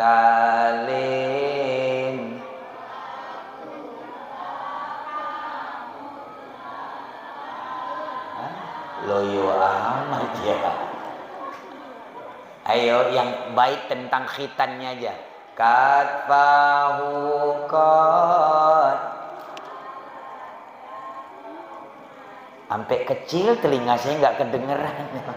Siapa yang baca ya? Katfahu qad ala taqauman ida indal wila ya dhabimuh. Alhamdulillah ada yang ingat walaupun secuil orang. Kenapa Bu? Rame amal Bu ya. Lanjut. Belum ngantuk belum? Moal tunduh moal. Teu acan tunduh teu. Mana si Sunda mana ieu nu Sundana mana ieu? Alhamdulillah. Encan tunduh encan. Alhamdulillah. Baik. Itu sholawat dikarang Syekh Nawawi Al-Bantani dalam kitab Maraqil Ubudiyah Syarah Bidayatil Hidayah. Tapi di kita sudah hafal dari tahun 80-an. Luar biasa. Apa kata di situ ciri bahwa Nabi lahir sudah dikhitan? Di Kutacani ada yang diterjemahin. Di sini ada yang alas-alas tadi cuma 2 orang. Gimana ini? Mimpi ikhtilam hilang ada 2 orang doang di sini. Hilang pasti. Baik, lahir sudah dikhitan. Ini. Kemudian lanjut, kita percepat lagi. Udah jam berapa ini? Jam? Sekarang jam berapa? 9. Beneran jam 9? Wah, saya mau dijebak ini ya. Bakalan pingsan paeh, aing paeh. Aku mah ya, tulungan ti Sunda, tulungan Nabi. Lanjutnya. Baik. Kita percepat. Di hari ke-7 dibawa oleh Abdul Muthalib di depan Ka'bah, disembelihin akikah. Kemudian kalau dulu masih menganut agama Ibrahim, millata Ibrahim Hanifah, diolesin darah akikah setiap bayi yang lahir. Digantikan ketika Rasul sudah membawa Islam, terjadi tradisi Ahlus Sunnah wal Jamaah yang kita tadi coba sholawatnya, yaitu marha. Jadi dulu dioles itu bukan minyak wangi pada saat marhaban. Pada saat mahalul qiyam, ya Nabi, ya Rasul salam, ya Habib sholawat. Kalau tradisinya itu diolesin minyak wangi di ubun-ubun bayi, baru digunting rambutnya. Itu tradisi sunnah, tapi sudah sempurna setelah Rasul datang. Sebelumnya, yang dioles itu darah hewan akikah. Itu dulu. Lalu kemudian dipersembahkan oleh Abdul Muthalib. Ini riwayat yang jumhur, bahwa kemudian ini kode apa-apa ya, kode berhenti apa-apa ya. takut piring melayang ke saya itu. Jangan-jangan kesel lama banget itu. Lanjut. Belum tunduk belum? Belum ngantuk belum? Oh, semangat ini. Kayaknya tidur bareng di sini ya. Gak punya rumah ini ya. Baik. Dibawa marhabanan zaman sekarang. Dulu belum. Itu di hari ke-7. Baik, kita masuk maulud aja. Takut kelamaan. Ya. Maulid kita berhenti dulu maulid sampai di situ. Lain waktu kita bahas lebih panjang. Kita maulud karena kita janji dua-duanya. Kalau satu aja sih enak. Ini dua-duanya pengen dapat. Sekarang kita mau bahas maulud Nabi. Maulud Nabi juga dibagi dua. Yang pertama khatamun nabiyyin, yang kedua khuluqin azim. Ini maulud. Bab maulud juga dua. Maulid tadi Maulidun Nur, Maulidul Jasad. Sekarang maulud dua. Maulud khatamun nabiyyin, yang kedua maulud khuluqin azim. Nah, ada dua kitab juga. Kita bahas khatamun nabiyyin, satu kitab. Nama kitabnya Nurul Mubin ala Sayyidil Mursalin. Kita bahas Mauludul Khuluqin Azim, satu kitab lagi. Nama kitabnya Husnul Maqasid fi Amalil Maulid Imam Suyuti.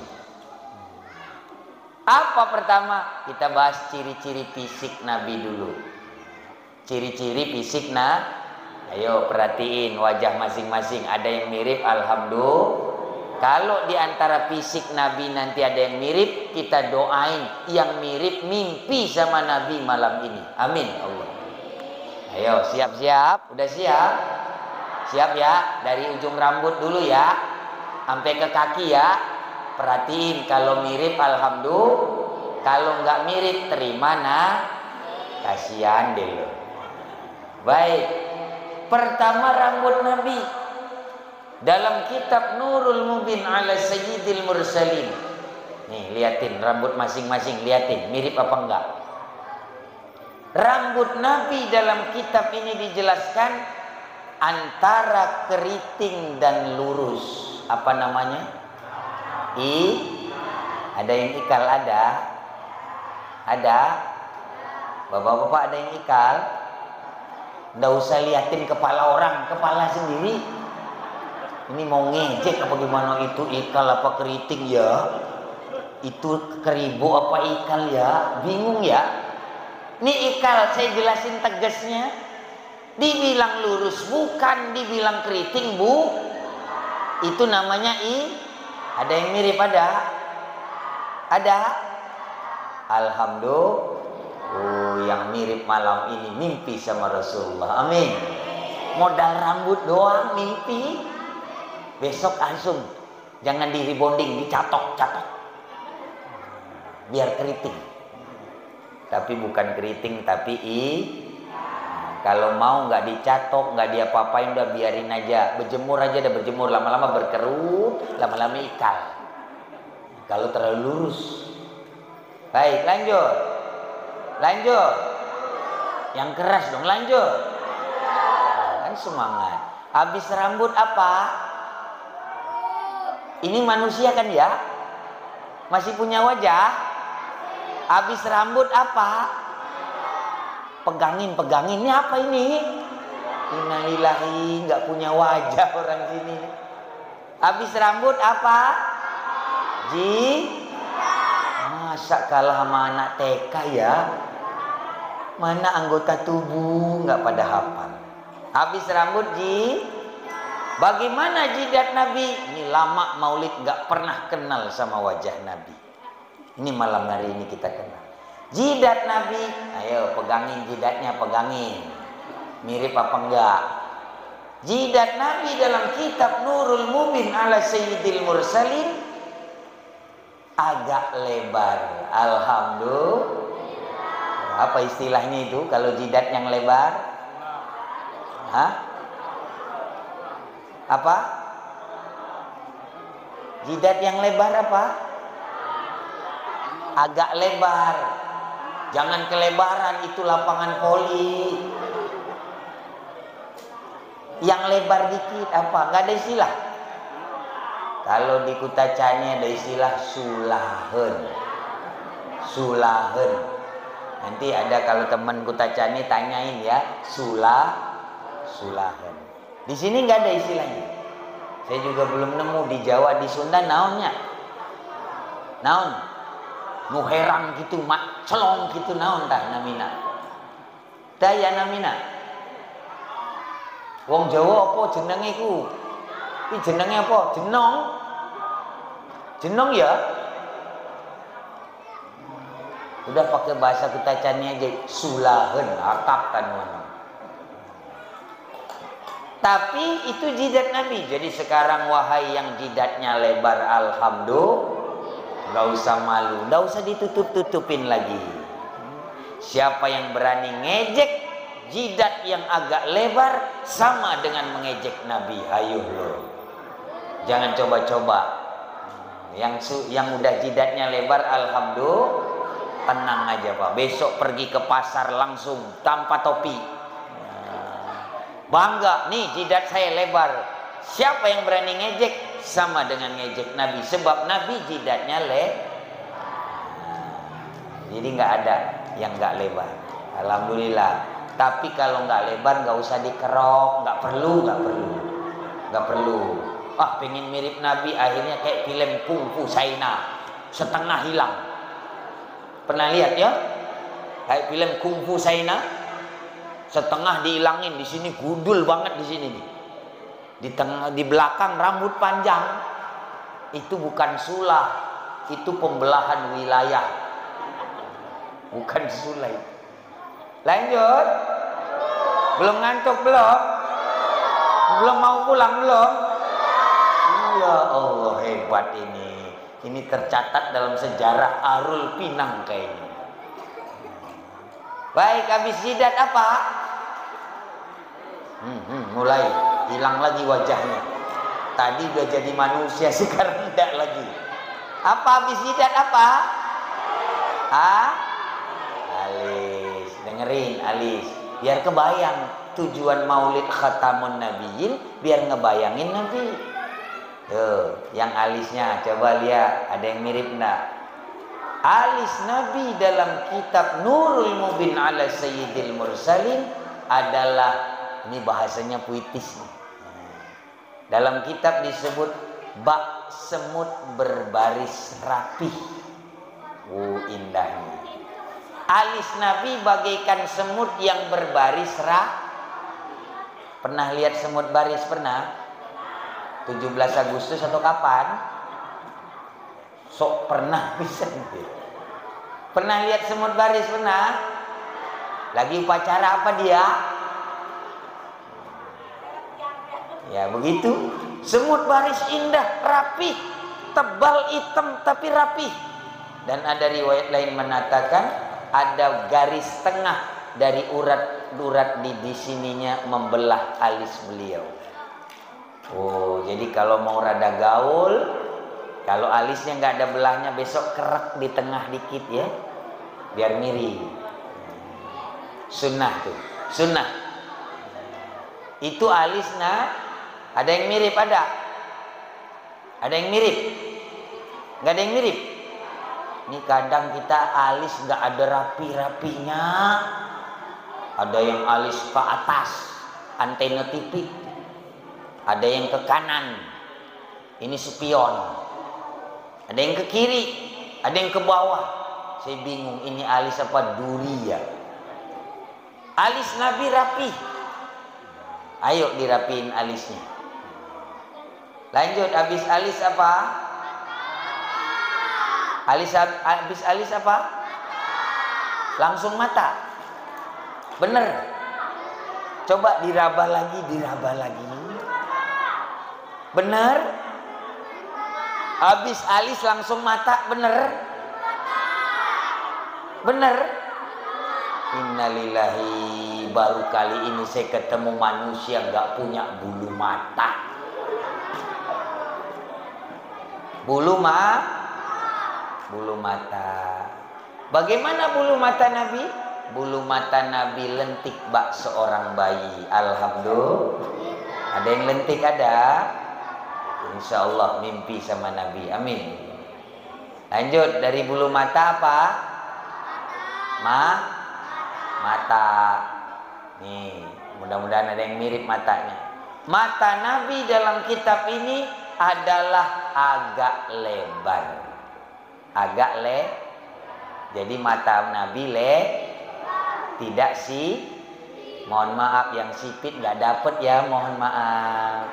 Nggak usah dipelototin, nggak dapet nggak.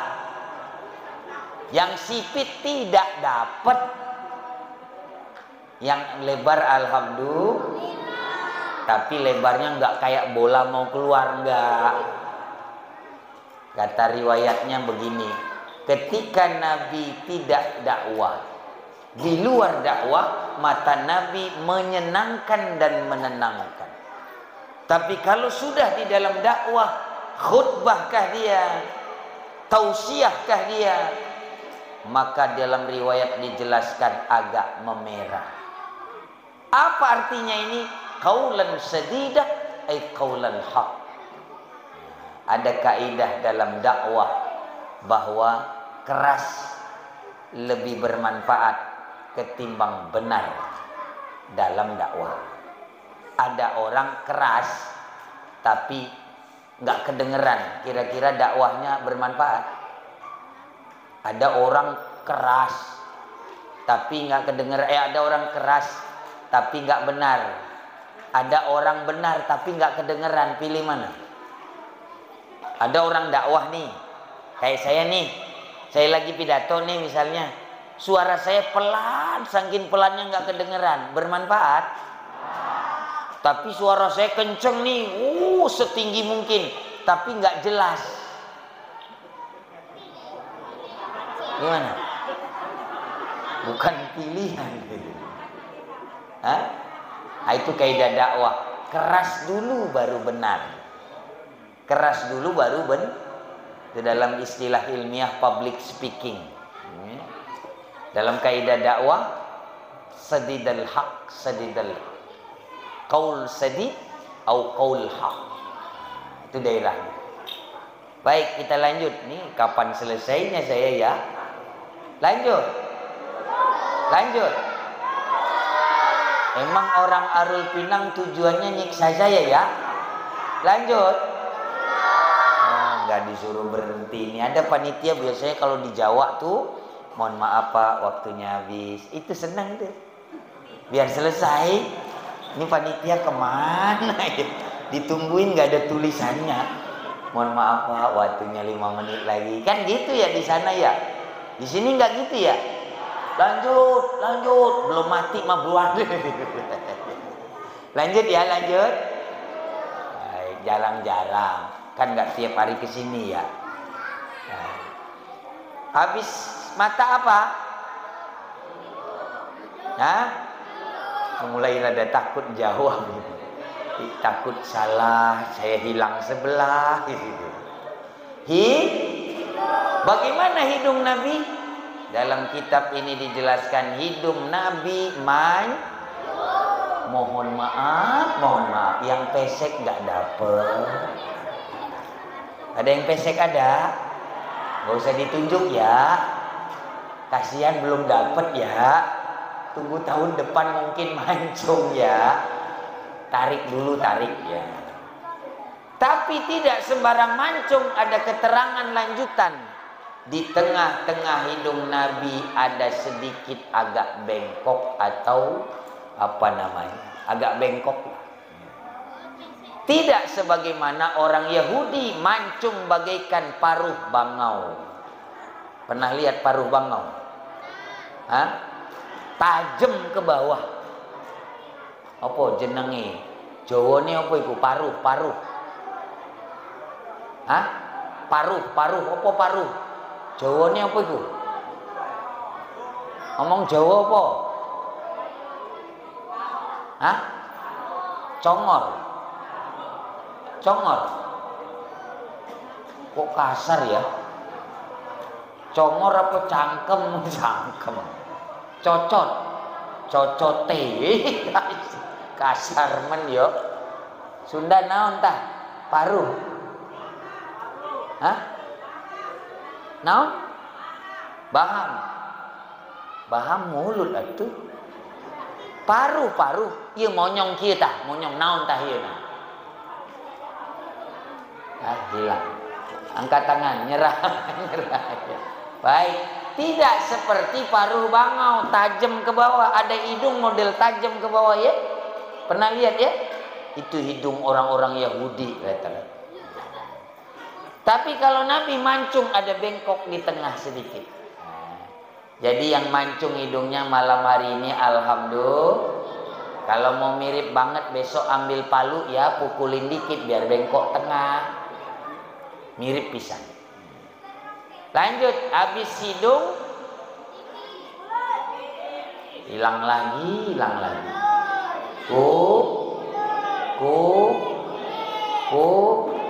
Kuku bima, kumis. Ini giliran bapak-bapak. Boleh diomongin boleh? Nggak tersinggung nggak? Takut ada yang kena. Yang berkumis boleh diomongin nggak? Kalau nggak saya omongin. Takutnya tersinggung. Boleh diomongin boleh? Nggak tersinggung nggak? Baik, kumis Nabi tipis dan jadi mohon maaf yang tebel nggak dapat. Yang tebel nggak ada, jangan dilihatin tuh siapa yang tebel. Nggak usah. Apalagi boleh diomongin boleh? Nggak tersinggung nggak? Mohon maaf, apalagi ada kumis yang menyentuh bibir, itu kumis Yahudi. Jangan dilihatin, jangan. Gak usah dilihat-lihat, jangan. Nggak tersinggung kan ya? Cuma nyeritain kumis Nabi ya. Jangan tersinggung ya. Mohon maaf ya. Jadi bu, kalau ibu suaminya kumisnya nyentuh bibir, itu kumis Yahudi. Jadi malam ini tungguin sampai pules tidurnya, ambilin gunting ya, biar tidak jadi kumis Yahudi. Bangun-bangun hilang sebelah. Gak tersinggung ya, enggak ya? Ibu tahu kumis menyentuh bibir, tahu? Kira-kira begini gambarannya bu, kalau mau makan harus diangkat dikit tuh kumis. Kalau enggak kesan. Ada yang begitu ada, enggak usah ditunjuk. Ada? Cukur malam ini. Jika ingin mau mimpi dengan Rasulullah Sallallahu Alaihi Wasallam, itu tidak sunnah itu. Apalagi habis makan rendang, itu bumbu nempel semua. Hati-hati. Lanjut. Habis kumis apa? Apa? Bibir. Ini giliran ibu-ibu kena nih. Boleh diomongin boleh? Ibu-ibu nggak tersinggung nggak? Bagaimana bibir Nabi? Bibir Nabi tidak tebal dan tidak tipis, sedang aja. Ada keterangan. Boleh diomongin boleh? Barang siapa bibirnya tipis plus ada tai lalat satu, pasti ahli cerewet. Ada yang kena ada? Gak usah ditunjuk, jangan ditunjuk, jangan. Giliran bapak sekarang pak, kalau ibu bapak atau istri bapak cerewet 24 jam. Malam hari ini tungguin pules tidurnya, ambil senter, liatin ada nggak tai lalat. Kalau ada gosok sampai hilang, besok langsung meneng, langsung nggak ngomong lagi, langsung kaku.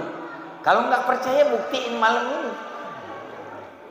Itulah, ternyata alhamdulillah Pak Ustadz, saya udah tahu istri saya ternyata cocote raisoman, nggak bisa meneng, itu penyebabnya ada tai lalat, itu tombol cerewet. Tapi satu di bibir yang ada yang kena ada, Nggak tersinggung ya, dimaafin ya, cuman ngejelasin keterangan ya, maafin nggak? Alhamdulillah. Lanjut, kena juga ibu bapak. Lanjut, habis bibir apa? Apa? Wait, gigi. Bagaimana gigi Nabi? Gigi Nabi dalam kitab ini dijelaskan agak berjarak-jarak. Apa istilah kita? Gak rapet, jarak-jarak. Apa istilahnya? Jarang-jarang. Gigi Nabi bisa dibayangkan jarang-jarang. Jangan dibayangkan gigi Nabi, ada orang mengaku udah ketemu Nabi, ditanya gigi Nabi bagaimana, rapet. Salah, berarti dia fitnah, dia belum bermimpi dengan Nabi. Jadi gigi Nabi